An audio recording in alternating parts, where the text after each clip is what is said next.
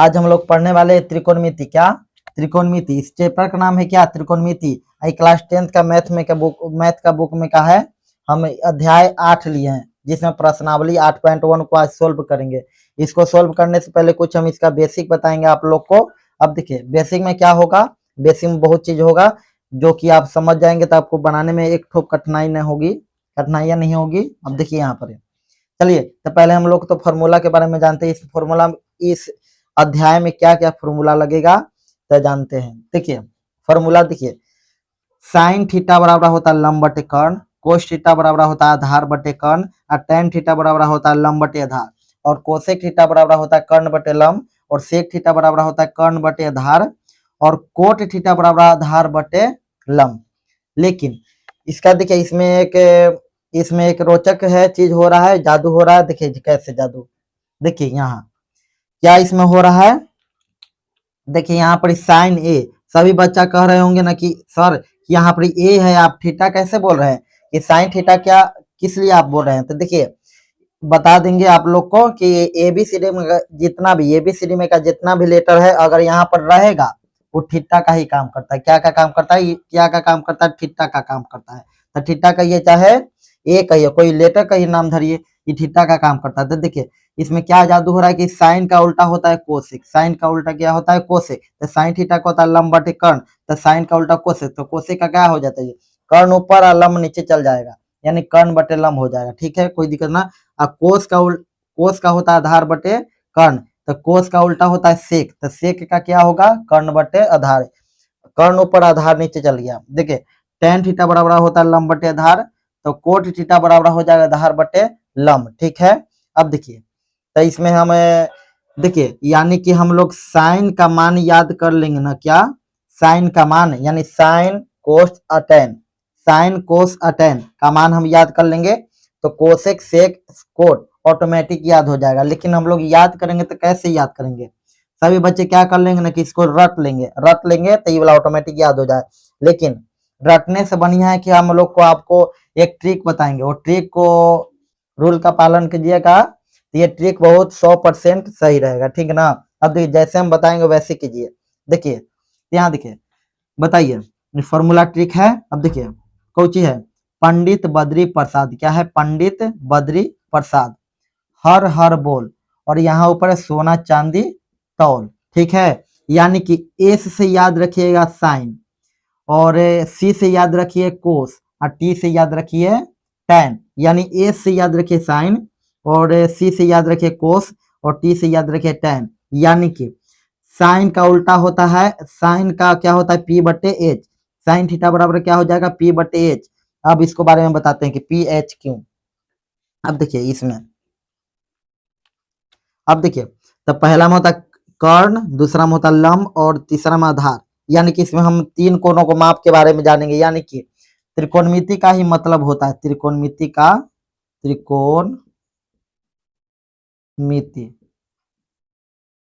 का ही मतलब होता है ना। त्रि मतलब क्या होता है? तीन।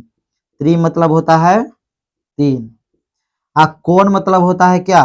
कोण मतलब क्या होता है? भुजा कहिए चाहे कोण कहिए। चलिए तो कोने कह देते हैं, कोई दिक्कत नहीं। कोण कहिए चाहे भुजा कहिए। और मिति मतलब होता है मापना। मिति मतलब मापना। तो यानी कि हम इस चैप्टर में पढ़ेंगे त्रिकोणमिति, यानी कि तीन कोणों की माप। क्या? हम लोग तीन कोणों को मापने के लिए जानेंगे इस चैप्टर में। क्या? तीन कोणों के मापने के लिए हम लोग जानेंगे। तो यही होता है तीन कोण की माप। तो यहाँ तीन कोण, तो तीन कोण कौन कौन है? एगो कर्ण होता है, एगो लंब होता है, एगो धार होता है। यानी कर्ण को इंग्लिश में बोलते हैं हाइपोटेनियस, यानी कि इसको एच से सूचित कर सकते हैं। ठीक ना।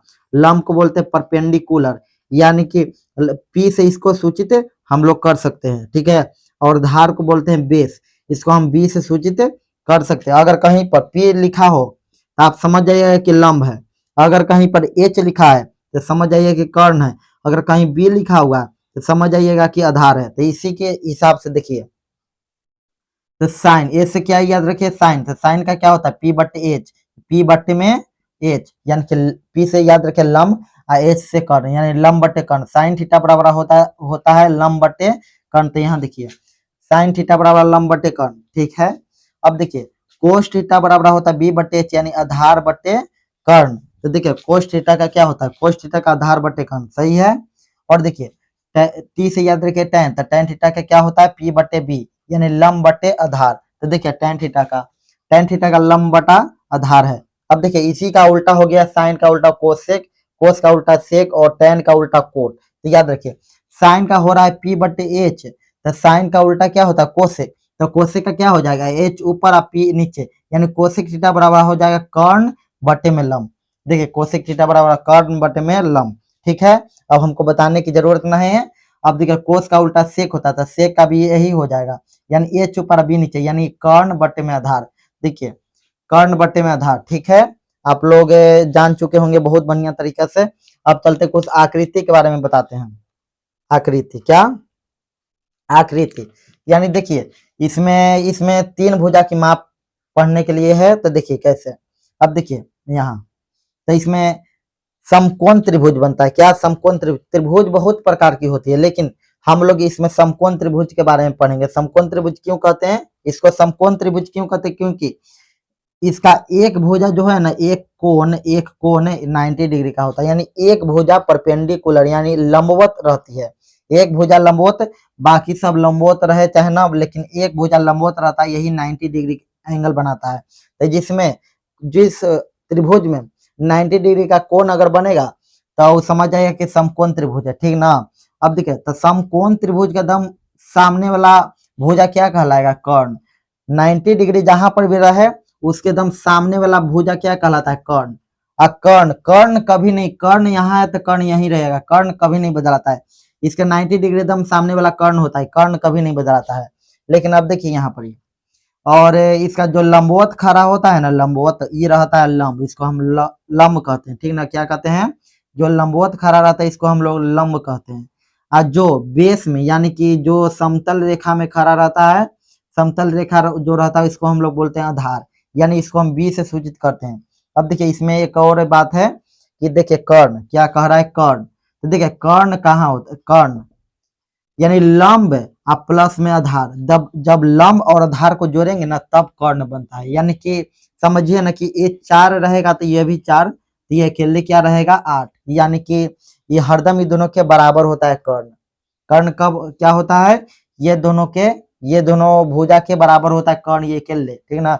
ये चलते क्या होता है बड़ा, ये दोनों से बड़ा होता है, ठीक ना। ठीक है, अब देखिए यहाँ पर तो ये दोनों जो है ना लंब और कर्ण, आधार और लंब, आधार और लंब, लंब चाहे आधार, ये दोनों आपस में चेंज होता रहता है, ये आपस में चेंज होता रहता है। आधार यहाँ चल जाएगा, लंब आ जाएगा यहाँ, लेकिन कर्ण जहाँ है वहीं पर फिक्स रहता है, ठीक ना। लेकिन ये दोनों आपस में चेंज होता है। अब कब चेंज होता है तो क्वेश्चन हम बताएंगे, तब बताएंगे कब चेंज होगा। लेकिन इससे पहले हम कुछ बता देना चाहते हैं आप लोग को। देखिए अगर कोई कहे ना कि कौन कोण कोण ए के सापेक्ष, कोण ए के सापेक्ष लंब और आधार कौन होगा, लंब और आधार कौन होगा, कोण ए के सापेक्ष लंब और, चलिए यहाँ लिख देते हैं, लंब और आधार कौन होगा, कोण ए के सापेक्ष कह रहे हैं। तो कोण ए, तो ए कोण यहाँ ना है, तो कोण ए के सापेक्ष लंब और आधार कौन होता है। तो यहाँ याद रखिए इसका जो सीधा वाला माने जो कोण के हिसाब से करेगा, जिसके सापेक्ष कहेगा ना उसके एकदम सामने वाला भुजा क्या होता है, लंब। उसके सामने वाला भुजा क्या होता है, लंब। तो ये लंब हो गया, तो ये हो गया आधार, तो लंब बटा आधार, तो लंब हो जाएगा कितना, ये 4 ना है, तो 4 है, आधार भी क्या है 4 है, तो 4 हो जाएगा, समझ है। यानी कि लंब हो जाएगा, ये हो जाएगा आधार, ठीक ना। अब देखिए अगर कोई कह दिया कि कोण सी के सापेक्ष बताइए, कोण सी के सापेक्ष लंब और आधार कौन है, लंब और आधार शॉर्ट में लिख दे रहे हैं, कोई दिक्कत नहीं है।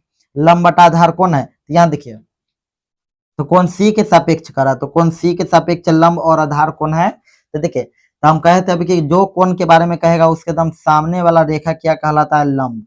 तो इसके सामने वाला लंब कहलाएगा। तो लंब तो हो गया 4 है और आधार भी 4 है, तो लंब और आधार, ये तो लंब आधार, तो 4 बटे में 4, ठीक है। हाँ चलिए ये समझ गए होंगे आप। अब चलते हैं हम लोग कुछ क्वेश्चन की ओर चलते हैं, क्वेश्चन क्या कह रहा है, ठीक है। और बहुत ही इजी तरीके से बताएंगे, आपके एकदम रग रग में, कहते हैं ना कि रग रग में घुसना, तो वैसे ही घुस जाएगा आपका रग रग में, ठीक है। सिर्फ इस वीडियो में बने रहिए। अब चलिए दोस्तों, हम एक और फॉर्मूला आप लोग को बताना चाहते हैं जो कि बहुत ही महत्वपूर्ण है, इस चैप्टर में काम देगा। ठीक है, ये भी तो काम देगा, लेकिन एक और फॉर्मूला है पाइथागोरस ट्रिक। क्या? पाइथागोरस थ्योरम, यानी कि पाइथागोरस प्रमेय। थ्योरम को प्रमेय कहते हैं, ये हम लोग जानेंगे। ठीक है, चलिए यहाँ देखिए, तो देखिए पाइथागोरस प्रमेय। क्या?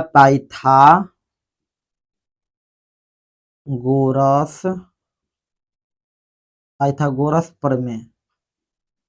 कोई बच्चा प्रमेयिका भी बोलता है। क्या? प्रमेयिका भी। तो पाइथागोरस प्रमेय कहिए चाहे प्रमेयिका कहिए, बात बराबर है। ठीक ना? तो पाइथागोरस प्रमेय क्या कहता है? देखिए, पाइथागोरस प्रमेय कहता है ना कि पहले क्या होता है? कर्ण।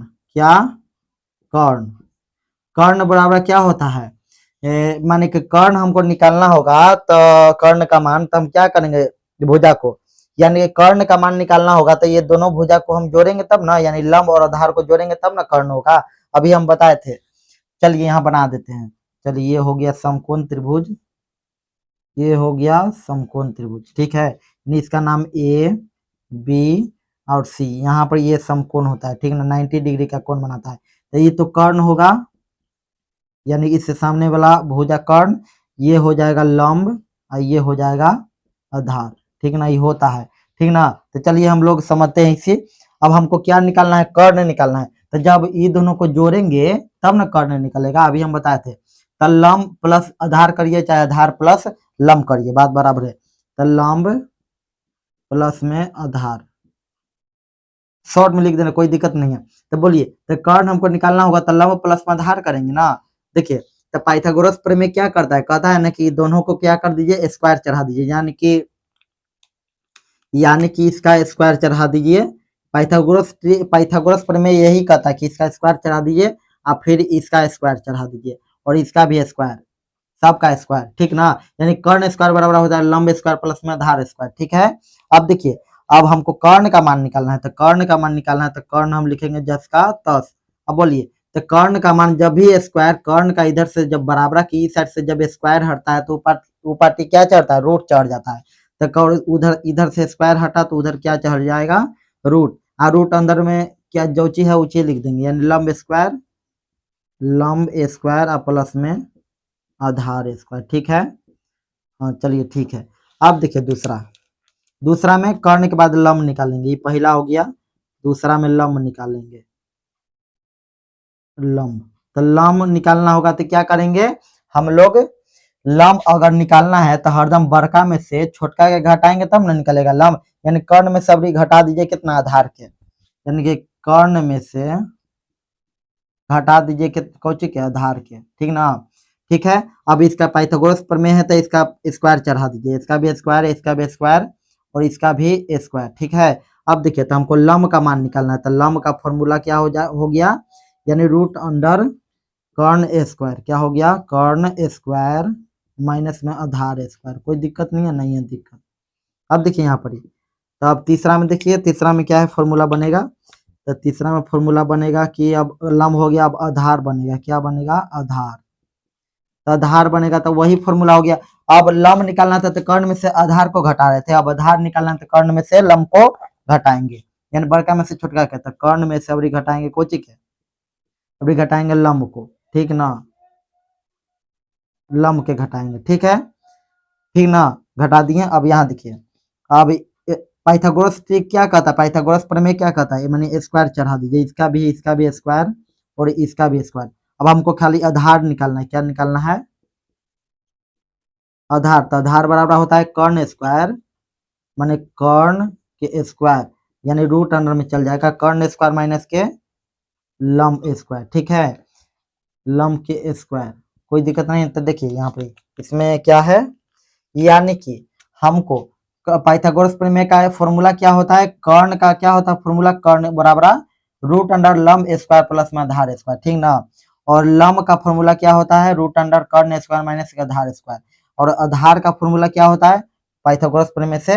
रूट अंडर कर्ण स्क्वायर माइनस लंब स्क्वायर। तो ये इसी बनता है फॉर्मूला। ठीक ना? लेकिन कोई कोई कभी फॉर्मूला कोई लिख देता है, तो हम तो इसको हम तोड़ के लिखे हैं कि आप लोग समझ जाएंगे। अब चलते क्वेश्चन की ओर आगे बढ़ते हैं। अब बनाने में इतना मजा आएगा, बहुत ही अच्छे से आप लोग समझिएगा। ठीक ना? ये इतना बता दिए, आप लोग बहुत बढ़िया से समझिएगा। और इस वीडियो पे बने रहिए और अभी तक लाइक नहीं किए हैं तो लाइक कर दीजिए, ठीक है।